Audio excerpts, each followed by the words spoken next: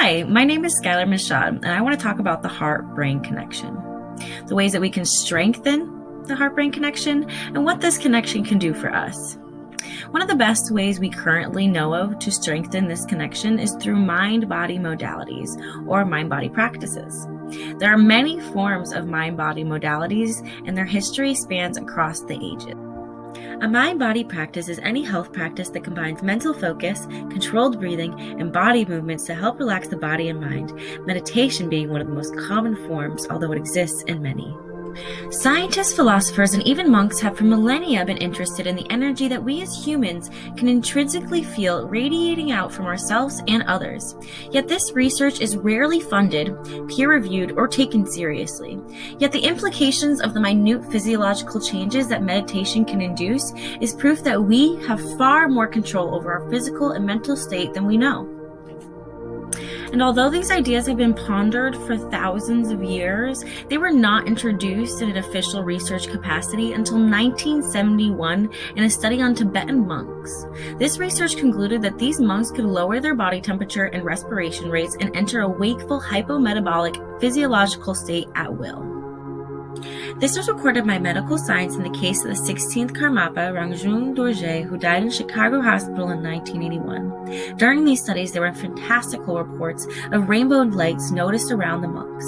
The picture to my left shows an unadulterated photo of Rangjung in one of these meditative states at the Chicago Hospital before his death.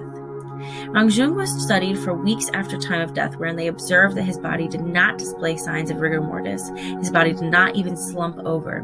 Almost an hour after death, a perfect blood pressure was recorded. 48 hours after death, his chest was still reportedly warm. This may sound insane to us, but this is called rainbow body and has been a tradition in Tibetan culture since the 8th century. The mind-body connection is not totally denied by the scientific community. In fact, it just doesn't go by that name. However, commonly in research, a control group is needed solely to accommodate the effect we know the mind can have on physiological results due to the presence of hope. The HeartMath Institute has in fact conducted research that shows the heart sends more signals to the brain than the brain sends to the heart. These signals are sent from a coalition of neurons around the heart that are now considered an independent nervous system called the heart in the brain.